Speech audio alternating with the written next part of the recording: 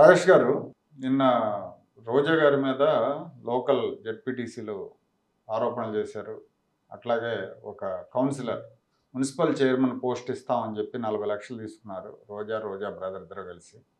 నాకు అటు డబ్బులు ఇవ్వలేదు, పోస్ట్ ఇవ్వలేదు, రెండు ఇవ్వలేదు. పోస్ట్ ఇవ్వలేదు, సరే డబ్బులన్నా వెనక్కి ఉండంటే డబ్బులు ఇవ్వట్లేదు అని చెప్పి ఆవిడ జగన్మోహన్ రెడ్డి గారిని వేడుకుంటా ఉంది, నాకు న్యాయం చేయండి సీఎం గారు అని చెప్పి.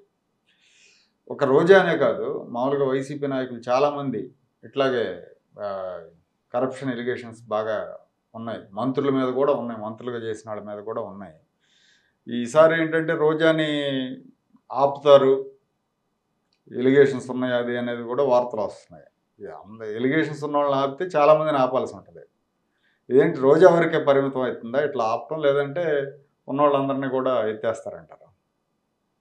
ఇప్పుడు ఒకవేళ రోజా గారిని ఆపటం జరిగింది అని అంటే దానికి వేరే వేరే కారణాలు ఉండాల్సిందే తప్ప ఇప్పుడు ఆమె మీద ఒక 40 లక్షలు తీసుకుందానో 70 లక్షలు తీసుకుందానో ప్రాతిపదిక మీద అయితే ఆమెకి టికెట్ నిరాకరించడం జరగదు.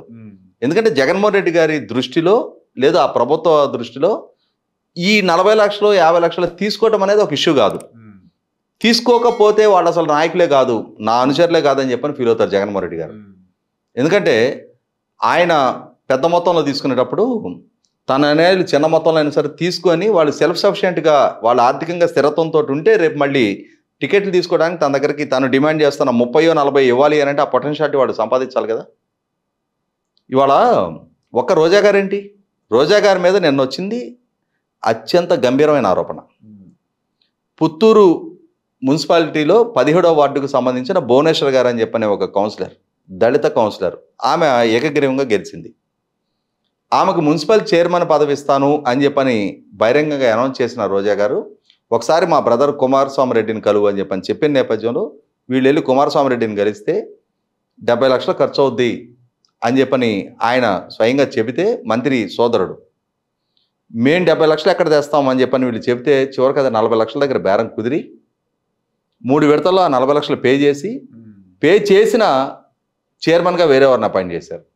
అదేంటండి మా దగ్గర డబ్బులు తీసుకొని వేరే వాళ్ళని అపాయింట్ చేశారు అని అంటే 2.5 సంవత్సరాల కాలపరిమితికి వాళ్ళు ఉంటారు, తర్వాత మీరే చేస్తారని చెప్పని చెప్పడం జరిగింది. 2 సంవత్సరాలే ముందు చెప్పింది, ఆ 2 సంవత్సరాలు పూర్తయింది. 2.5 సంవత్సరాలు అన్నారు, 2.5 సంవత్సరాలు పూర్తయింది. అటు పదవి లేదు, ఇటు డబ్బులు లేవు.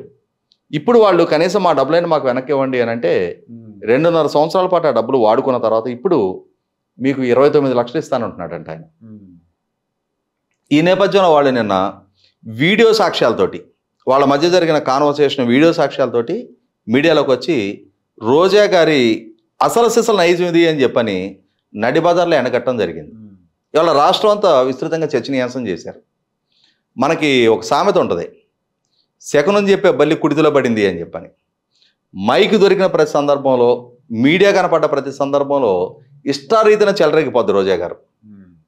అసలు ఆ నోటికి హద్దు పద్దు లేకుండా మాట్లాడుతుంది రాజకీయ ప్రత్యర్థులందరినీ కూడా.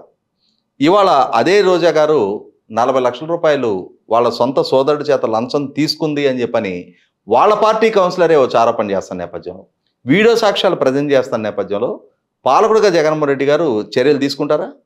ఆయన దృష్టిలో 40 లక్షలు తీసుకోవటం అంటే మామూలు గుళ్ళో తీర్థం తీసుకున్నట్టే. కాబట్టి ఆయనకు అసలు అది పెద్ద సమస్య కాదు. ఎందుకనంటే ఇవాళ ఒక రోజా గారు కాదు కదా, మీరు గమనించుకుంటే ఒక కొండవీటి చేంతాడంత లిస్ట్ ఉంది. మంత్రిగా ఉండి గుమ్మనూరు జయరాం గారు బెంజ్ కారు బహుమతిగా తీసుకున్నారని చెప్పని పూర్తి సాక్ష్యాధారాలతో మీడియాలో వచ్చింది. ఏమని చర్యలు తీసుకున్నారా? అదే గుమ్మనూరు జయరాం గారి సొంత తమ్ముడు జయరాం గారి గ్రామంలోనే పేకాట శిబిరాలు నిర్వహిస్తున్నాడు అని చెప్పని పోలీసులు రైడ్ చేయడానికి వెళ్తే పోలీసులను చితకబాదారు. ఏమైనా చర్యలు తీసుకున్నారా? ఇదే గుమ్మనూరు జయరాం గారు తన నియోజకవర్గంలో ఒక సంస్థకు సంబంధించిన భూముల్ని 100 ఎకరాలు తన కుటుంబ సభ్యుల పేరు మీద రిజిస్ట్రేషన్ చేయించుకుంటే అది ఇన్కమ్ ట్యాక్స్ డిపార్ట్మెంటు వాళ్ళ కుటుంబ సభ్యులకి అందరికీ నోటీసులు ఇస్తే దాని మీద ఏమైనా చర్యలు తీసుకున్నారా? వాళ్ళ అనంతపూర్ జిల్లాలో ఉషాశ్రీ చరణ్ గారు వారి భర్త ఒక సోలార్ ప్లాంట్ యాజమాన్యాన్ని బెదిరించి ప్రభుత్వం సోలార్ ప్లాంట్ యాజమాన్యానికి అక్కడ సోలార్ ప్లాంట్ ఎస్టాబ్లిష్మెంట్ కోసం కేటాయించిన భూముల్ని వాళ్ళ కుటుంబ సభ్యుల పేరు మీద రిజిస్ట్రేషన్ చేయించుకుంటే ఏదైనా ప్రభుత్వం చర్యలు తీసుకుందా? ఇవాళ Dharmavaram MLA, good morning MLA Kethireddy Venkatarama Reddy ఆయన స్వయంగా సోలార్ ప్లాంట్ యాజమాన్యం నుంచి 103 ఎకరాల భూమిని తన కుటుంబ సభ్యుల పేరు మీద బదలాయింపు చేసుకుంటే ఏమైనా చర్యలు తీసుకున్నారా? అదే జిల్లాకు సంబంధించిన ఎంపీ దేశానికి నగ్న ప్రదర్శన చేస్తే ఆయన మీద ఏమైనా చర్యలు తీసుకున్నారా? ఇట్లాంటి జుగుత్సాకరమైన సంఘటనలు, ఒక ఎంపీ మీద ఆవు భూములు కుంభకోణం పాల్పడ్డాడు అని చెప్పిన ఆరోపణలు వచ్చినాయి. ఒక మాజీ మంత్రి ఇప్పుడు ఎమ్మెల్యే క్యాసినో నిర్వహణ చేశాడు అని ఆరోపణలు వచ్చినాయి. గుంటూరు జిల్లాలో పొన్నూరు ఎమ్మెల్యే కిలార్ రోసయ్య అక్రమ మైనింగ్కి పాల్పడుతున్నాడని ఆరోపణలు వచ్చినాయి. మైలవరం ఎమ్మెల్యే వసంత కృష్ణ ప్రసాద్ అక్రమ మైనింగ్కి పాల్పడుతున్నాడు అని చెప్పని దాన్ని నిర్ధారించడానికి కోసం వెళ్ళిన దేవినేని ఉమా గారిని ఎస్సీ ఎస్టీ కేసు పెట్టి జైలు వేశారు, కానీ అక్రమ మైనింగ్ని అడ్డుకోలేదు. అంటే ఎవరైనా అక్రమ మైనింగ్లకు పాల్పడుతున్నారు అని అంటే సీఎంఓకి పిలిపించి వాటాలు సెటిల్మెంట్ చేసుకుంటున్నారు తప్ప ఆ ఫిర్యాదు చేసిన వాళ్ళని బాధితులుగా మార్చి వాళ్ళ మీద కేసులు నమోదు చేస్తున్నారు తప్ప ఇవాళ ప్రభుత్వ పరంగా ఈ అక్రమాలకు పాల్పడుతున్న వాళ్ళ మీద కట్టడి చేసే చర్యలే లేవు.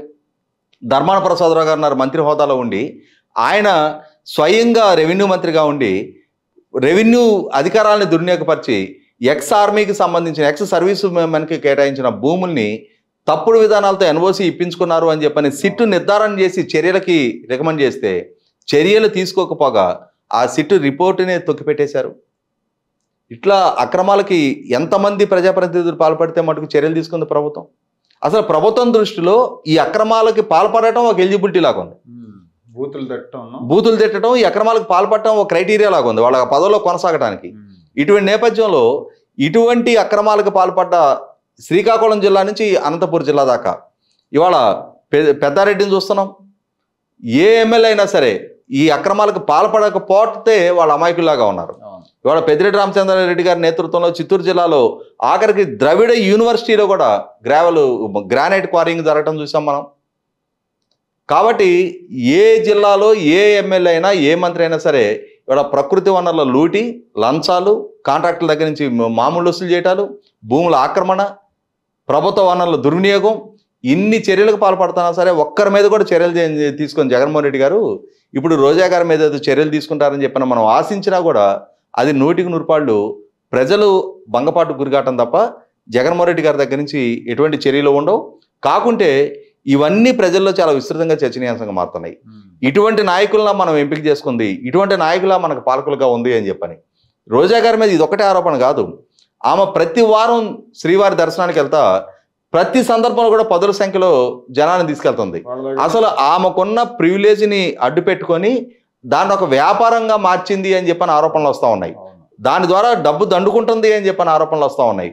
ఇటువంటి నేపథ్యంలో రోజా గారైనా ఇంకొకరైనా ఈ బహుశా రాబోతున్న 2024 ఎన్నికలే వీళ్ళందరికీ కూడా ఒక చిట్ట చివరి ఎన్నికలే కావాలని చెప్పని ఇటువంటి పోకడలకు పోయే వాళ్ళని మళ్ళీ తిరిగి ఎన్నుకునే అంతటి చారిత్రక తప్పు మరొకసారి ప్రజల వైపు నుంచి జరగకూడదని చెప్పని మనం కోరుకుందాం. అంతకన్నా అది ప్రజలు నేర్పాల్సిన గుణపాఠమే తప్ప వాళ్ళ పార్టీయో వాళ్ళ నాయకుడో వాళ్ళ ప్రభుత్వమో వాళ్ళని కట్టడి చేసే దిశగా చర్యలు తీసుకుంటారని చెప్పని ఆశించినా కూడా అది మన అత్యాసే, ఇన్ఫ్యాక్ట్ ఇంకా దురాశగానే భావించాలి తప్ప ఎటువంటి చర్యలు ప్రభుత్వం వైపు నుంచి అయితే ఉండవు. ఓకే అండి, థ్యాంక్ యూ.